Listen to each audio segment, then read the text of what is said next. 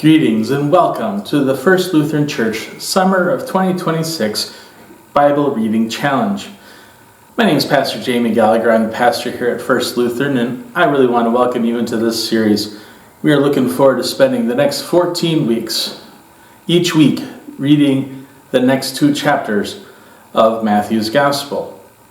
Additional resources to support this study are found at our website, www.flcmonmouth.org, and we will be posting these things on our social media and our Facebook page, for instance, at flcmonmouth.org as well there.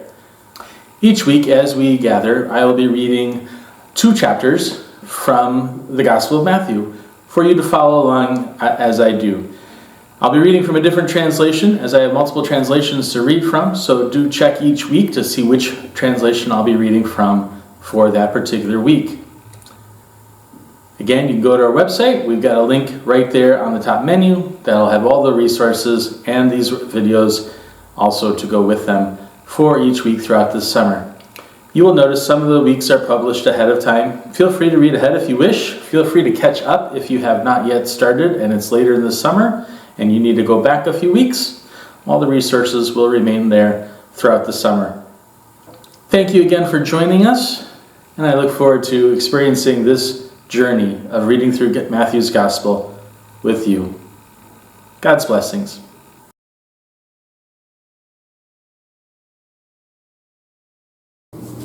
Hello, good to see you again join us this week here at First Lutheran Church as we read through the Gospel of Matthew throughout this summer.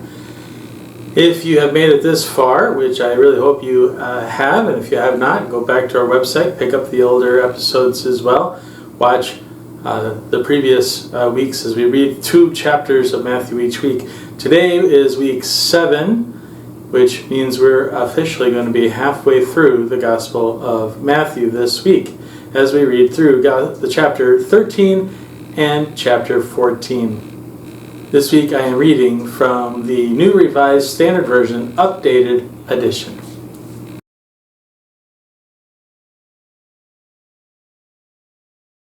A reading of Matthew 13, verses 1 through 23. That same day Jesus went out of the house and sat beside the sea. Such great crowds gathered around him that he got into a boat and sat there, while the whole crowd stood on the beach. And he told them many things in parables, saying, "Listen, the sower went out to sow, and as he sowed, some seeds fell on a path, and the birds came and ate them up. Other seeds fell on rocky ground, where they did not have much soil, and they sprang up quickly, since they had no depth of soil. But when the sun rose, they were scorched, and since they had no root, they withered away. Other seeds fell among the thorns, and the thorns grew up and choked them. Other seeds fell on good soil and brought forth grain, some 100-fold, some 60, some 30. If you have ears, hear." Then the disciples came and asked him, "Why do you speak to them in parables?" He answered, "To you it has been given to know the secrets of the kingdom of heaven, but to them it has not been given. For to those who have more will be given, and they will have an abundance. But from those who have nothing, even when they have what they have will be taken away. The reason I speak to them in parables is that seeing they do not perceive, and hearing they do not listen, nor do they understand. With them indeed is fulfilled the prophecy of Isaiah that says, 'You will indeed listen but never understand, and you will indeed look but never perceive. For this people's heart has grown dull, and their ears are hard of hearing, and they have shut their eyes, so that they might look not with their eyes, and hear with their ears, and understand with their heart, and turn, and I would heal them. But blessed are your eyes, for they see, and your ears, for they hear. Truly, I tell you, many prophets and righteous people longed to see what you see, but did not see it, and to hear what you hear, but did not hear it.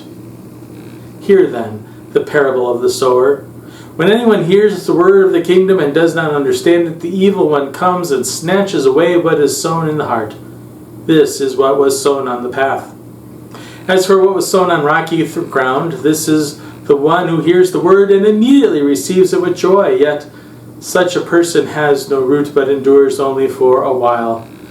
And when the trouble or the persecution arises on account of the word, that person immediately falls away. As for what was sown among thorns, this is the one who hears the word, but the cares of this age and the lure of wealth choke the word, and it yields nothing. But as for what was sown on good soil, this is the one who hears the word and understands it, and who indeed bears fruit and yields in case 100-fold, in another 60, and in another 30.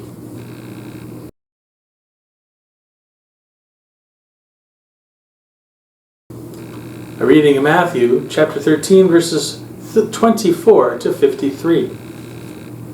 He put before them another parable. The kingdom of heaven may be compared to someone who has sowed good seed in his field. But while everyone was asleep, an enemy came and sowed weeds among the wheat and then went away. So when the plants came up and bore grain, the weeds appeared as well. And the slaves of the householder came and said to him, Master, did you not sow good seed in your field? Where then did these weeds come from? He answered, An enemy has done this. The slave said to him, Then do you want us to go and gather them? But he replied, No, for in gathering the weeds you would uproot the wheat along with them. Look, let both of them grow together until the harvest. And at harvest time I will tell the reapers, Collect the weeds first, and bind them in bundles to be burned, but gather the wheat into my barn. He put before them another parable. The kingdom of heaven is like a mustard seed, and someone took it and sowed it in his field. It is the smallest of all the seeds, but when it has grown, it is the greatest of shrubs, and becomes a tree, so that the birds of the air come and make nests in its branches. He told them another parable. The kingdom of heaven is like a yeast that a woman took and mixed in with 3 measures of flour until all of it was leavened. Jesus told the crowds all these things in parables. Without a parable, he told them nothing. This was to fulfill what had been spoken through the prophet. I will open my mouth to speak in parables. I will proclaim what has been hidden since the foundation. Then he left the crowds and went into the house, and his disciples approached him, saying, Explain to us the parable of the weeds of the field.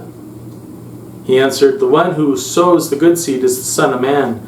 The field is the world, and the good seed are the children of the kingdom. The weeds are the children of the evil one, and the enemy who sowed them is the devil. The harvest is the end of the age, and the reapers are the angels. Just as the weeds are collected and burned up with fire, so it will be at the end of the age.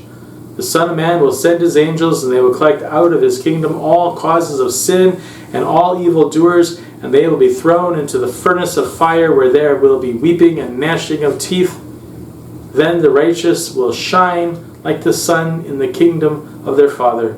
Let anyone with ears listen. The kingdom of heaven is like treasure hidden in a field, which a man found and reburied. Then in his joy he goes and sells all he has and buys that field. Again, the kingdom of heaven is like a merchant in search of fine pearls. And finding one pearl of great value, he went and sold all that he had and bought it. Again, the kingdom of heaven is like a net that was thrown into the sea and caught fish of every kind. When it was full, they drew it ashore, sat down, and put the good into baskets, but threw out the bad. So it will be at the end of the age. The angels will come out and separate the evil from the righteous, and throw them into the furnace of fire, where there will be weeping and gnashing of teeth. Have you understood all this? They answered, Yes. And he said to them, Therefore every scribe who has become a disciple in the kingdom of heaven is like a master of the household who brings out of his treasure what is new and what is old. When Jesus had finished these parables, he left that place.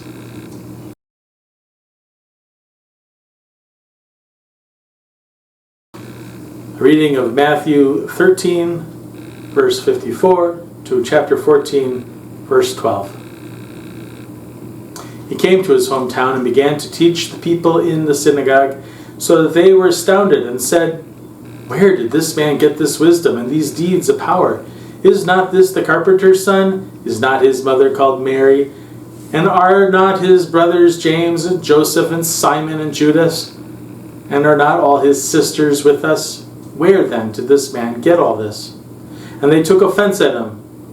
But Jesus said to them, "Prophets are not without honor, except in their own hometown and in their own house." And he did not do many deeds of power there because of their unbelief. At that time Herod the ruler heard reports about Jesus, and he said to his servants, "This is John the Baptist. He has been raised from the dead. And for this reason these powers are at work in him."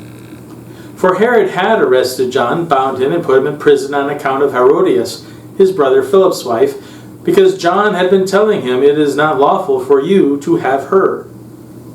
Though Herod wanted to put him to death, he feared the crowd because they regarded him as a prophet. But when Herod's birthday came, the daughter of Herodias danced before the company, and she pleased Herod so much that he promised on oath to grant her whatever she might ask.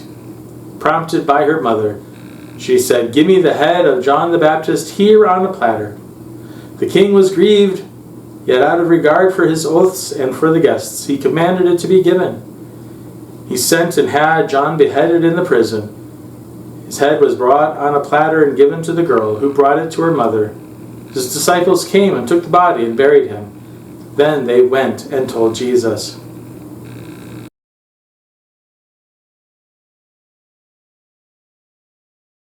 A reading of Matthew chapter 14, verses 13 through 36. Now when Jesus heard this, he withdrew from there in a boat to a deserted place by himself. But when the crowds heard it, they followed him on foot from the towns. When he went ashore, he saw a great crowd, and he had compassion for them and cured their sick. When it was evening, the disciples came to him and said, "This is a deserted place, and the hour is now late. Send the crowds away so that they may go into the villages and buy food for themselves." Jesus said to them, "They need not go away. You give them something to eat." They replied, "We have nothing here but 5 loaves and 2 fish. And he said, "Bring them here to me." Then he ordered all the crowds to sit down on the grass. Taking the 5 loaves and the 2 fish, he looked up to heaven and blessed and broke the loaves and gave them to the disciples, and the disciples gave them to the crowds. And all ate and were filled, and they took up what was left over of the broken pieces, 12 baskets full. And those who ate were about 5,000 men, besides women and children. Immediately he made the disciples get into a boat and go on ahead to the other side while he dismissed the crowds. And after he had dismissed the crowds, he went up the mountain by himself to pray. When evening came, he was there alone. But by this time the boat, battered by waves, was far from land, for the wind was against them. And early in the morning he came walking toward them on the sea. But when the disciples saw him walking on the sea, they were terrified, saying, "It is a ghost!" And they cried out in fear. But immediately Jesus spoke to them and said, "Take heart, it is I. Do not be afraid." Peter answered him, "Lord, if it is you, command me to come out to you on the water." He said, "Come." So Peter got out of the boat, started walking on the water, and came toward Jesus. But when he noticed the strong wind, he became frightened and began to sink. He cried out, "Lord, save me." Jesus immediately reached out his hand and caught him, saying to him, "You of little faith, why did you doubt?" When they got into the boat, the wind ceased, and those in the boat worshipped him, saying, "Truly you are the Son of God." When they had crossed over, they came to land at Gennesaret. After the people of that place recognized him, they sent word that to this whole surrounding area, and people brought all who were sick to him and begged him that they might touch even the fringe of his cloak, and all who touched it were healed.